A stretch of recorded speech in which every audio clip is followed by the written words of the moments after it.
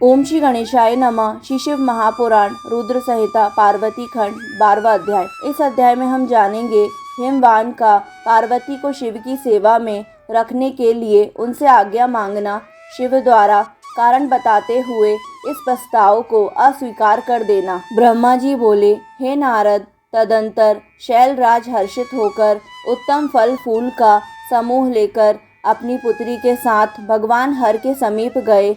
वहां जाकर उन्होंने ध्यान परायण त्रिलोकीनाथ को प्रणाम करके अपनी अद्भुत कन्या काली को हृदय से उन्हें अर्पित कर दिया। सब फल फूल आदि उनके सामने रख कर और पुत्री को आगे करके वे शैलराज शंभु से यह कहने लगे। हिमगिरी बोले, हे भगवान, मेरी पुत्री आप चंद्रशेखर की सेवा करने के लिए बड़ी उत्सुक है, अतः आपकी आराधना की इच्छा से मैं इसको लाया हूँ। यह अपनी 2 सखियों के साथ सदा आप शंकर की ही सेवा करेगी। हे नाथ, यदि आपका मुझ पर अनुग्रह है तो इसे सेवा के लिए आज्ञा दीजिए। ब्रह्मा जी बोले, तब शंकर ने यौवन की प्रथमा अवस्था में वर्तमान पूर्ण चंद्रमा के समान मुख वाली, विकसित नील कमल के पत्र के समान आभा वाली, समस्त लीलाओं की स्थान रूप सुंदर वेश से सुसज्जित, शंकर के समान ग्रीवा वाली, विशाल नेत्रों वाली, सुंदर कर्ण युगल से शोभित, मृणाल के समान चिकनी एवं लंबी 2 भुजाओं से मनोहर प्रतीत होने वाली, कमल कली के समान घने मोटे तथा दृढ़ स्तनों को धारण करने वाली, पतले कटी प्रदेश वाली, त्रिबली युक्त मध्य भाग वाली, स्थल पद्म के समान चरण युगल से सुशोभित, अपने दर्शन से ध्यान रूपी पिंजड़े में बंद मुनियों के मन को भी विचलित करने में समर्थ और स्त्रियों में सर्वश्रेष्ठ उस कन्या को देखा। ध्यानियों के भी मन का हरण करने वाली, विग्रह से तंत्र मंत्र को बढ़ाने वाली तथा काम रूपिणी वैसी उस कन्या को देखकर उन महायोगी ने शीघ्र दोनों नेत्र बंद कर लिए और वे अपने उत्तम परम तत्वमय तीनों गुणों से परे तथा अविनाशी स्वरूप का ध्यान करने लगे। उस समय सर्वेश्वर सर्वव्यापी तप करते हुए बंद नेत्रों वाले, चंद्रकला रूप आभूषण वाले, जटा धारण करने वाले, वेदांत के द्वारा जानने योग्य तथा उत्तम आसन में स्थित शिव को देखकर महात्मा हिमालय ने उन्हें प्रणाम किया। वे पुनः संशय में पड़ गए। इसके बाद वाक्य वेत्ताओं में श्रेष्ठ गिरीश्वर जगत के एकमात्र बंधु शंकर से यह वचन कहने लगे। हिमालय बोले, हे देव, हे महादेव, हे करुणाकर, हे शंकर, हे विभो, आंखें खोलकर मुझ शरणागत को देखिए। हे शिव, हे शर्व, हे महेशान, हे जगत को आनंद प्रदान करने वाले प्रभो, हे महादेव, मैं संपूर्ण आपत्तियों को दूर करने वाले आपको प्रणाम करता हूँ। हे देवेश, वेद और शास्त्र भी आपको पूर्ण रूप से नहीं जानते हैं, क्योंकि आपकी महिमा वाणी तथा मन के मार्ग से भी सर्वथा परे है। सभी श्रुतियाँ भी आपकी महिमा का पार ना पा सकने के कारण चकित होकर नेति नेति कहते हुए सदा आपका वर्णन करती हैं। फिर दूसरों की क्या बात कही जाए। बहुत से भक्त ही भक्ति के द्वारा आपकी कृपा प्राप्त करके उसे जान सकते हैं, क्योंकि आपकी शरण में आए हुए भक्तों को कहीं भी भ्रम आदि नहीं होता। अब आप दया करके इस समय मुझ अपने दास का निवेदन सुने।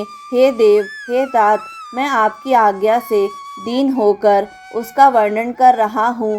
हे महादेव, हे शंकर, मैं आपकी कृपा से भाग्यशाली हो गया हूँ। हे नाथ, मुझे अपना दास समझकर मुझ पर कृपा करें। आपको नमस्कार है। हे प्रभु, मैं आपके दर्शन के लिए प्रतिदिन इस कन्या के साथ आया करूँगा।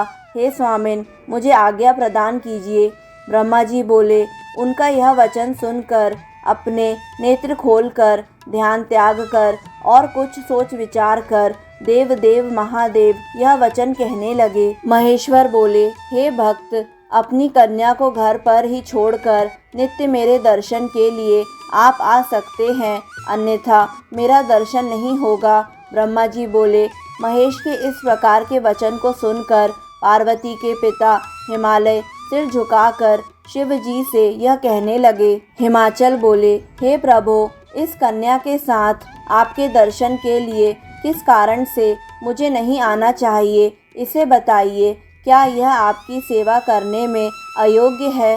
मैं इसका कारण नहीं समझ पा रहा हूँ। ब्रह्मा जी बोले। तत्पश्चात वृषभध्वज शंकर विशेषतः कुयोगियों का लोकाचार दिखाते हुए हंसकर हिमालय से कहने लगे। शंभु बोले, हे शैलराज, मनोहर नितंब वाली तन्वी, चंद्रमुखी तथा सुंदरी इस कन्या को मेरे सन्निकट मत लाइएगा। इसके लिए मैं बार बार मना करता हूँ। वेदों के पारगामी विद्वानों ने स्त्री को माया रूपा कहा है, उसमें भी विशेष रूप से युवती स्त्री हो तो तपस्वियों के लिए विघ्नकारिणी होती है। हे भूधर, मैं तपस्वी, योगी तथा सदा माया से निर्लिप्त रहने वाला हूँ, अतः मुझे युवती स्त्री से क्या प्रयोजन है। हे तपस्वियों के श्रेष्ठ आश्रय, आपको पुनः ऐसा नहीं कहना चाहिए, क्योंकि आप वेद धर्म में प्रवीण, ज्ञानियों में श्रेष्ठ तथा विद्वान हैं। हे पर्वत, उनके संग से शीघ्र ही विषय वासना उत्पन्न हो जाती है, वैराग्य नष्ट हो जाता है और उससे श्रेष्ठ तपस्या नष्ट हो जाती है। अतः हे शैल, तपस्वियों को स्त्रियों का संग नहीं करना चाहिए। वह स्त्री महाविषय का मूल तथा ज्ञान वैराग्य का नाश करने वाली होती है। ब्रह्मा जी बोले, हे नारद, इस प्रकार की बहुत सी बातें उन गिरिराज से कहकर महान योगियों में श्रेष्ठ महायोगी प्रभु महेश्वर चुप हो गए। हे देवर्षि, उन शंभु का यह स्पृहारहित निरामय तथा निष्ठुर वचन सुनकर काली के पिता हिमालय विस्मय में पड़ गए और वे कुछ कुछ व्याकुल से होकर चुप हो गए। उस समय तपस्वी के द्वारा कही गई बात को सुनकर और गिरिराज को आश्चर्य में पड़ा हुआ विचार करके शिव जी को प्रणाम कर भवानी उनसे विशद वचन कहने लगी। इस प्रकार श्री शिव महापुराण के अंतर्गत द्वितीय रुद्र संहिता के तृतीय पार्वती खंड में शिव हिमाचल संवाद वर्णन नामक 12वां अध्याय पूर्ण हुआ। दोस्तों, आगे आने वाले सभी अध्यायों को निरंतर सुनने के लिए हमारे YouTube चैनल आध्यात्मिक कथाएं को लाइक करें, सब्सक्राइब करें और बेल आइकन पर प्रेस करें। धन्यवाद।